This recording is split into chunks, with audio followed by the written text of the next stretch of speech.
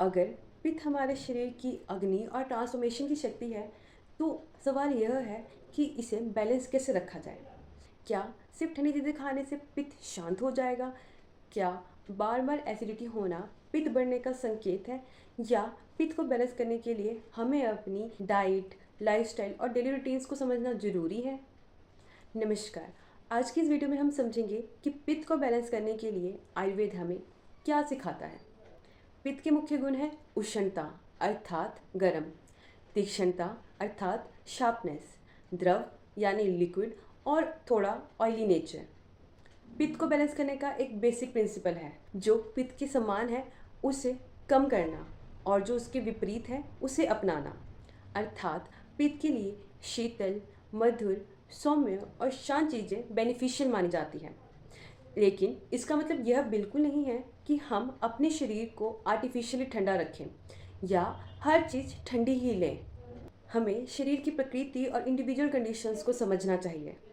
आहार पित्त को बैलेंस रखने के लिए आयुर्वेद में फ्रेश, हल्का और कूलिंग नेचर वाला भोजन पसंद किया जाता है, जैसे खीरा, लौकी, तोरी जैसी सब्जियां, मीठे और नेचुरली कूलिंग वाले फ्रूट और पर्याप्त मात्रा में फ्लूइड्स। वहीं बहुत अधिक मात्रा में spicy, salty food, deep fried food और अधिक गर्म खाना पित्त को एग्रावेट कर सकता है। विशेष रूप में अगर किसी व्यक्ति को पहले से ही एसिडिटी या बर्निंग सेंसेशन जैसी समस्याएं हैं, तो ऐसे खाने को सीमित करना लाभदायक हो सकता है। और एक इम्पॉर्टेंट बात, सिर्फ क्या खाना है ही नहीं, बल्कि कैसे खाना है यह भी इम्पॉर्टेंट है।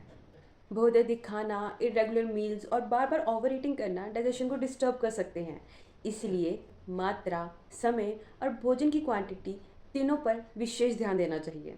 बैलेंसिंग पित्त सिर्फ फिजिकल हीट से रिलेटेड नहीं है, बल्कि यह हमारे एंगर, इरिटेबिलिटी, इंटेंसिटी और मेंटल शार्पनेस से भी जुड़ा माना जाता है।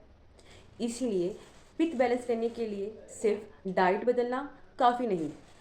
अगर आप दिन भर स्ट्रेस में रहते हैं, हर काम को लेकर परफेक्शन चाहते हैं और छोटी सी बात पर गुस्सा करते हैं, तो स्लो डाउन करना पित्त मैनेजमेंट का हिस्सा है। मेडिटेशन, डीप ब्रीदिंग, नेचर में समय बिताना, पर्याप्त रिलैक्सेशन हेल्पफुल हो सकता है।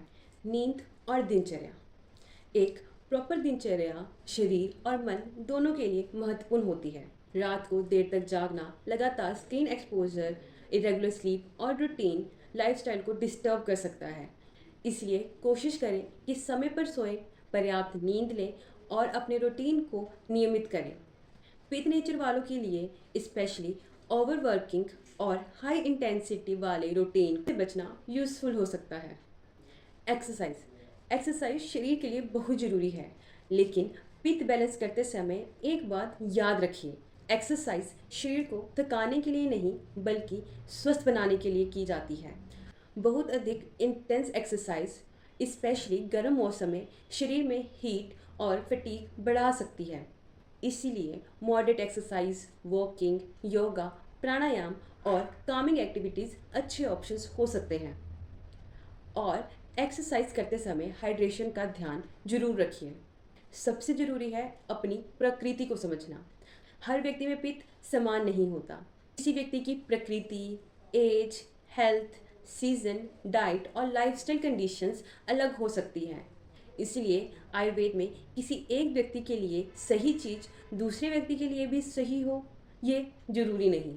और अगर आपको लगातार acidity, burning sensation, vomiting, abdominal pain और अनएक्सप्लेन्ड वेट लॉस हो रहा है, तो केवल पित्त इम्बैलेंस मानकर सेल्फ ट्रीटमेंट ना करें। प्रॉपर मेडिकल इवैल्यूएशन जरूरी है।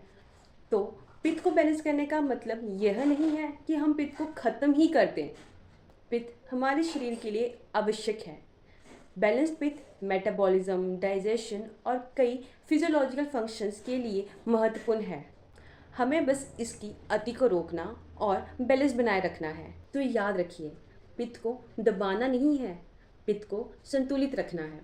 और इसके लिए संतुलित आहार, दिनचर्या, पर्याप्त नींद और मॉडरेट एक्सरसाइज और शांत मन, इन सब का संतुलन जरूरी है।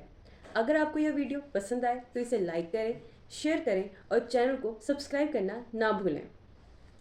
धन्यवाद।